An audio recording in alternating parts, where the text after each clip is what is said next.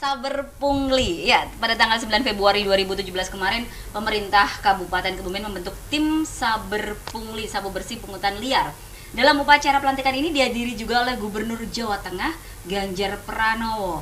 Dan untuk mengetahui komentar masyarakat tentang pembentukan tim Saber Pungli ini, kita sudah terhubung dengan Bapak Hambali MK. Beliau seorang pakar hukum dan advokat Karta Justisia. Oke. Kita akan mencoba menghubungi untuk bertanya bagaimana pendapat beliau tentang Saber Pungli yang sudah dibentuk oleh pemerintah Kabupaten Kebumen ini, dan apakah hal ini akan menjadi tonggak sejarah pemberantasan pungli di Kabupaten Kebumen.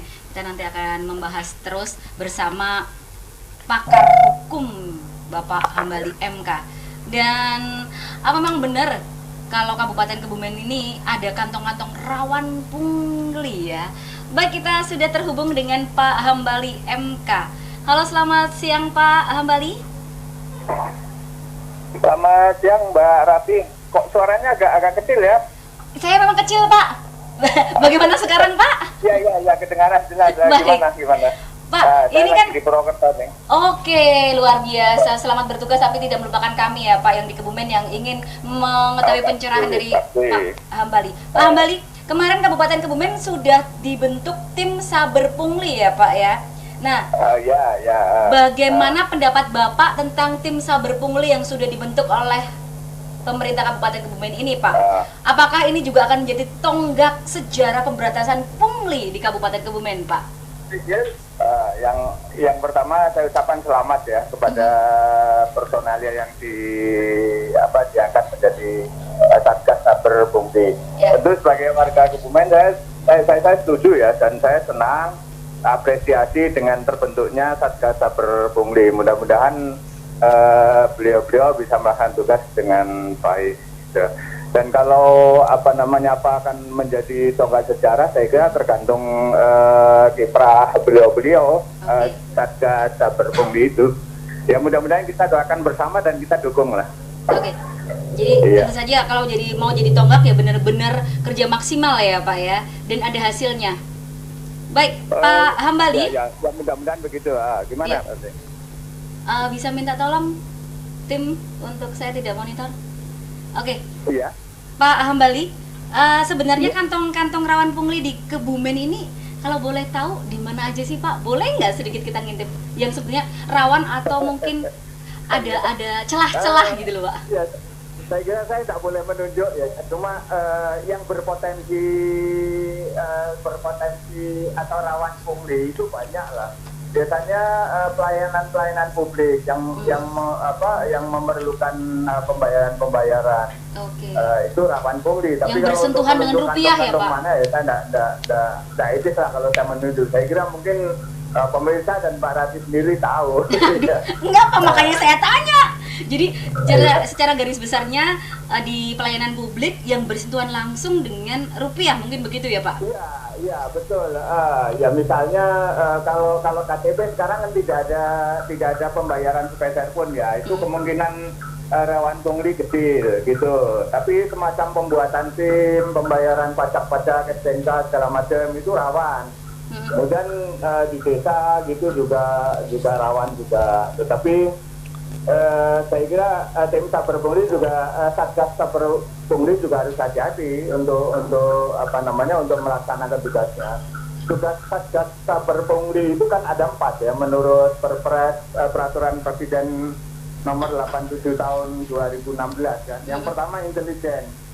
Itu. Kemudian yang kedua pencegahan. Ini yang penting, pencegahan. Ya. Jadi yang ketiga baru penindakan. Mestinya sebelum ada penindakan, pencegahan. Nah, langkah pencegahan antara lain sosialisasi kepada masyarakat, kepada pejabat itu agar mereka memahami satu apa itu pungli, kemudian apa itu tugas Satgas Saber Pungli ini. Kemudian tugas yang tadi pencegahan ya, jadi intelijen, pencegahan, penindakan. Nah, sebelum penindakan pencegahan, yang terakhir adalah justisi. Gitu.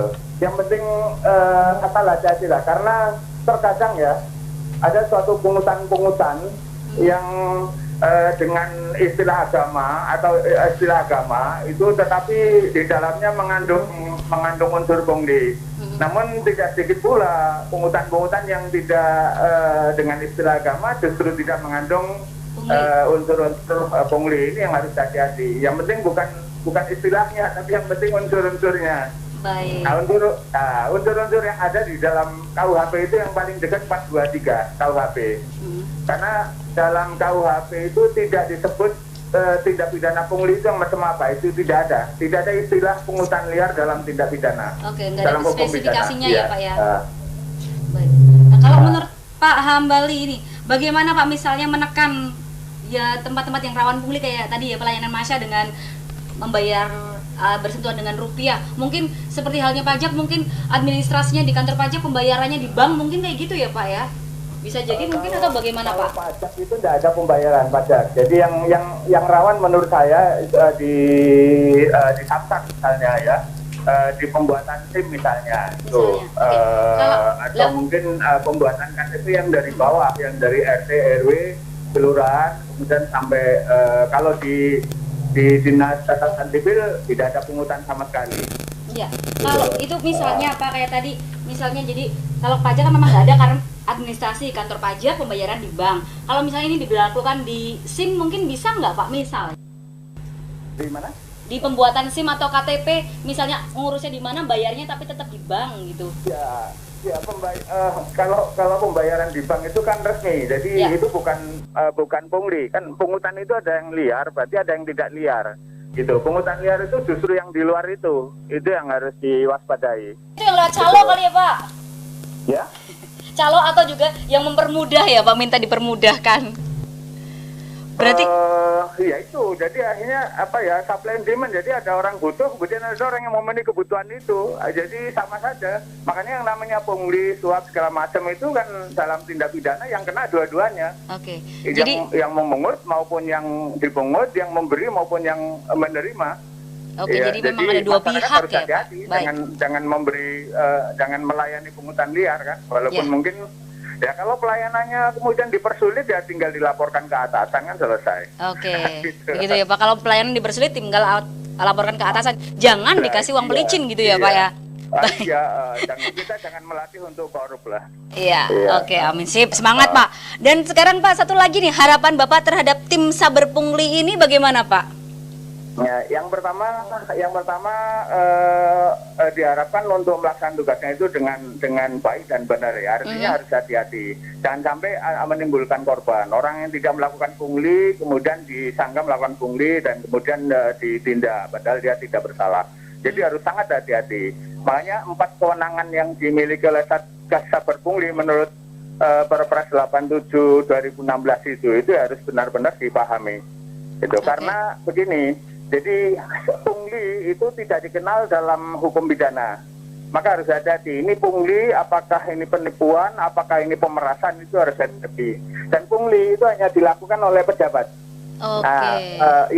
Jadi kalau dilakukan oleh orang yang bukan pejabat, itu namanya pemerasan. Gitu.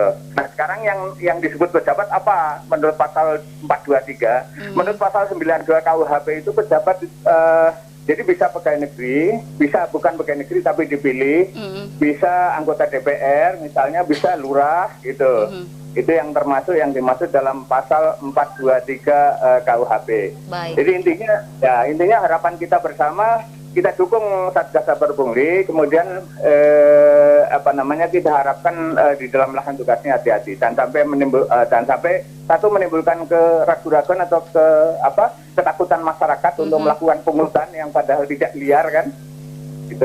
Kemudian juga jangan sampai menimbulkan korban. Nah itu dia. Itu Mbak Rati. Oke, ya terima kasih sekali untuk Pak Hambali MK obrolannya.